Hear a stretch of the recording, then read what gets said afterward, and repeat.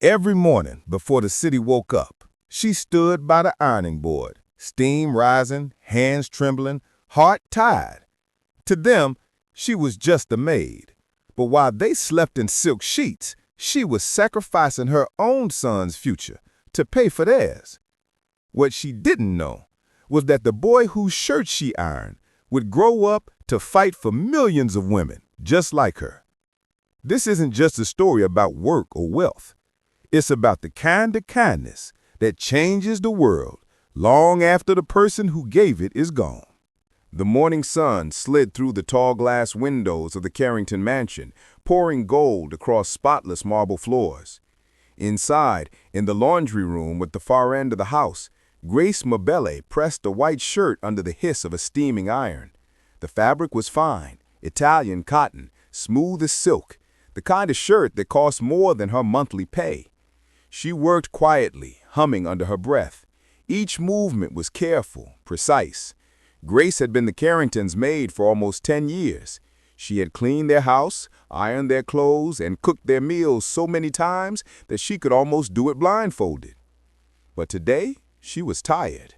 Her hands ached, her back hurt, and still she smiled. Because when she worked, she thought of her own son, Daniel, back in her tiny apartment across town. He was 13 now, bright, kind, and hungry for knowledge. Grace worked every extra shift she could to keep him in school. She pressed the shirt, folded it, and reached for another. Just then, the door opened. "Grace!" came a sharp voice. She turned. It was Mrs. Victoria Carrington, tall, elegant, wrapped in a cream-colored robe. Even in the morning, she looked like she had stepped out of a fashion ad. "Yes, ma'am," Grace said softly. "Have you seen my pearl bracelet? It's not in my drawer." Grace's stomach tightened. "No, ma'am, I haven't." I hope it turns up soon. Those pearls are from Monaco." She looked at Grace for a long moment, not accusing but not trusting either, and then left. Grace exhaled, shoulders sinking. It was always like this, the invisible weight of suspicion. Still, she kept ironing. A few minutes later, a cheerful voice echoed down the hallway. "Grace!" It was Ethan Carrington, Victoria's son, 16, tall, messy-haired, still in the school uniform. He rushed in, holding a torn sleeve. "Grace, can you fix this? I've got an exam in 20 minutes." She smiled warmly. "Come, let me see." She knelt, stitching the tear quickly with nimble fingers. "You should be careful," she teased. "Your mother will think I'm turning into your personal tailor." He laughed. "You kinda are." Grace smiled faintly, brushing lint from his shoulder. "You'll do well in your exam. You always do." He grinned. "Thanks, Grace. You're the best." As he ran out, she looked after him, her eyes soft, almost motherly. Ethan reminded her so much of Daniel. Same age, same restless curiosity. But while Ethan lived in luxury, Daniel studied by candlelight. That night, Grace went home exhausted. She opened the small envelope she kept under her pillow, her savings. She counted slowly. It wasn't much. Her landlord had raised the rent. Daniel's school had sent another reminder about overdue fees. She sighed, whispering a quiet prayer. "God, just help me find a way." The next morning, at the mansion, Grace overheard Ethan arguing with his mother in the hallway. "Mom, please, I want to stay at St. George Academy. I can't transfer now." Victoria's tone was cold. "Ethan, your grades are fine, but your father says it's too expensive.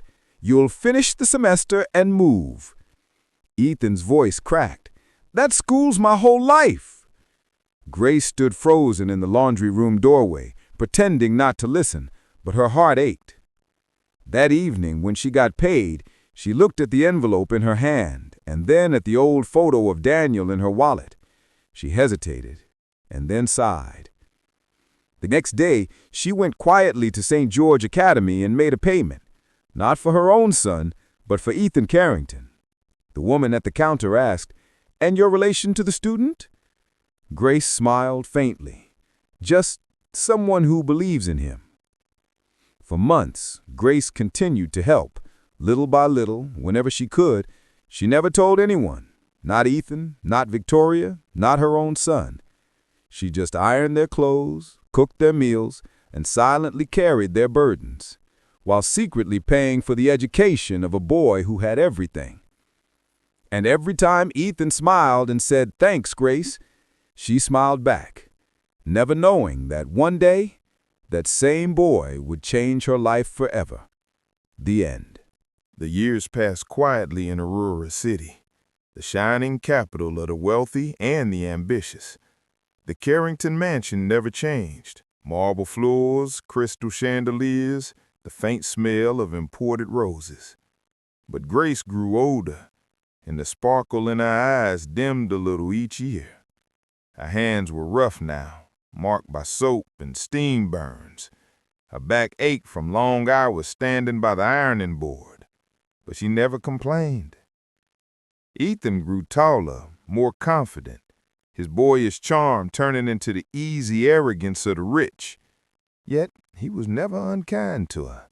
He still smiled when he saw her, still called her Grace instead of the Maid. Sometimes he'd stop by the laundry room just to talk. "Grace," he said one afternoon, sitting on a stool as she ironed a white shirt, "you ever wish you could go back to school?" She laughed softly. "At my age?" He shrugged. "Why not? You're the smartest person in this house." She smiled, shaking her head. "I've had my lessons, Ethan. Life is a school of its own." He grinned. "Now you must be top of the class." Grace chuckled. "Go study, boy. One of us needs a diploma." He saluted and ran off, and she smiled long after he was gone. But outside those mansion walls, Grace's life was falling apart. Her landlord threatened eviction. Daniel's school fees kept increasing. Her old washing machine broke down.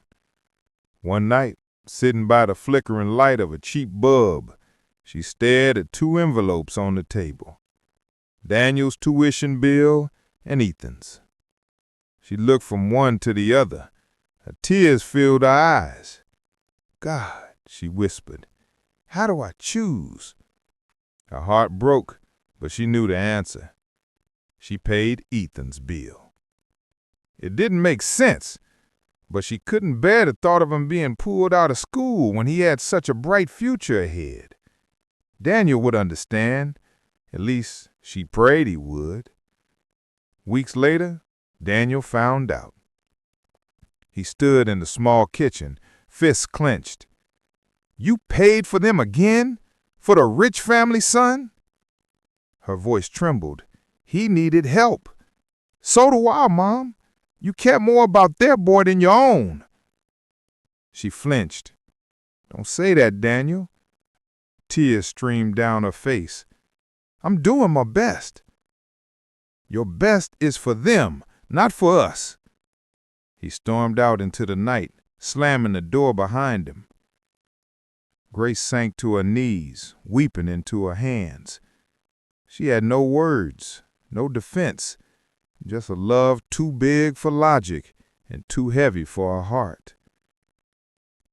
Months later, Ethan graduated. He walked across the stage in a navy suit, his smile wide, his parents clapping proudly from the front row. Grace watched from the back, unnoticed. She had ironed his gown that morning, pressed his collar straight, and polished his shoes until they gleamed.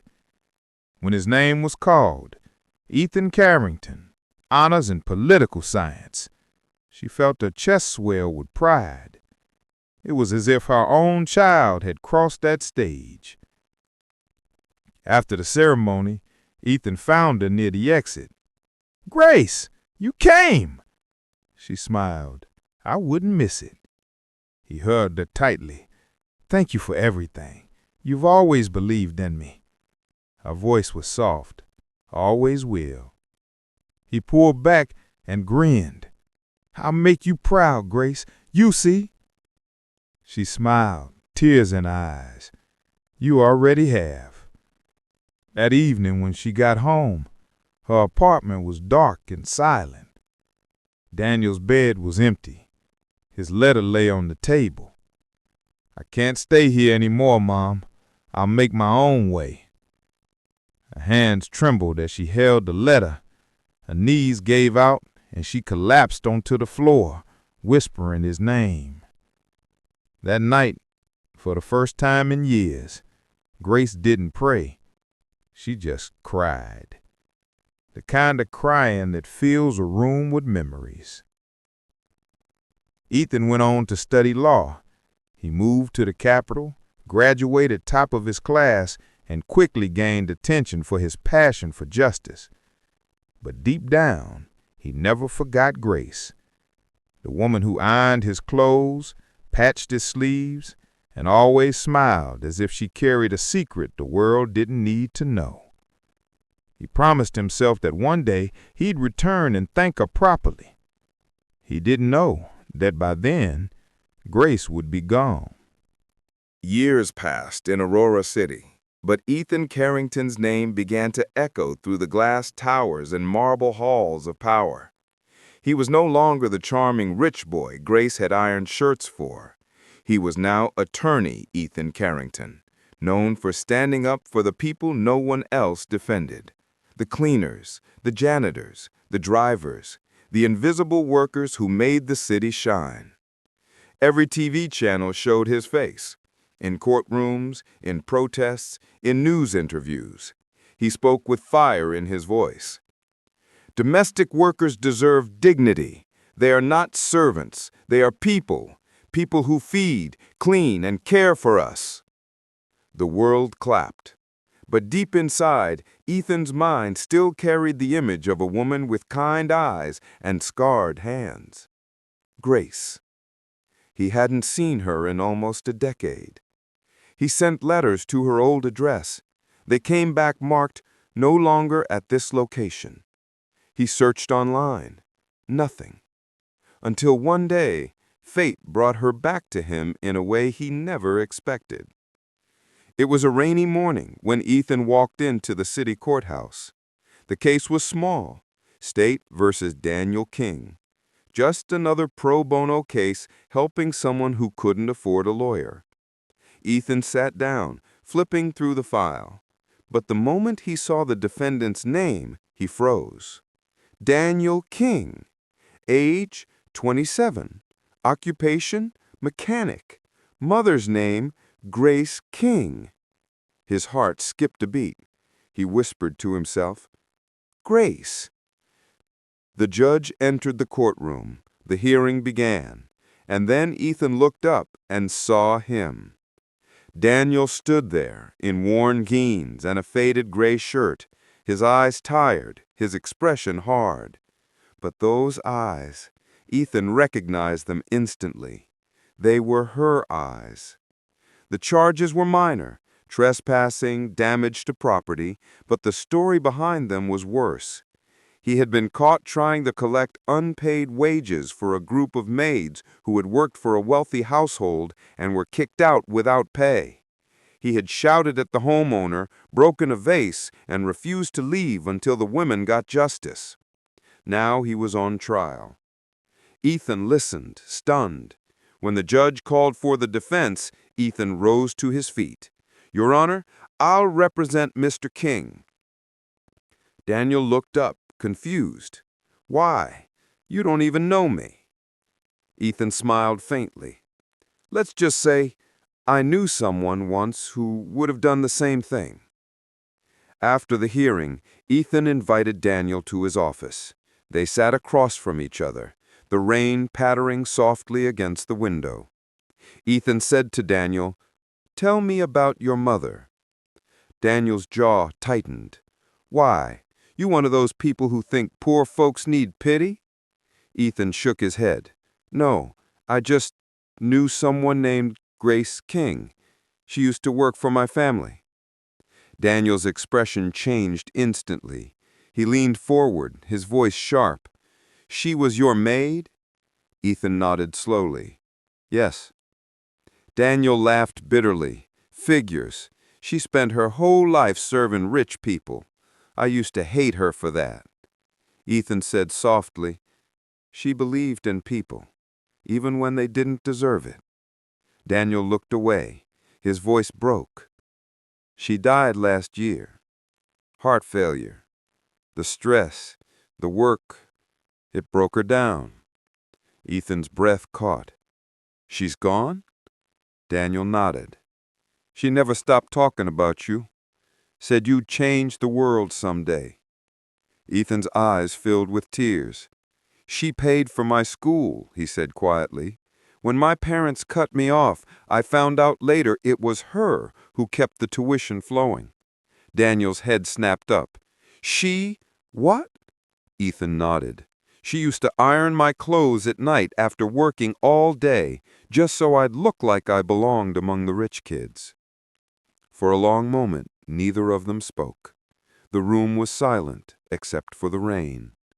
Two men, one rich, one poor, both carrying the same woman's love in their hearts.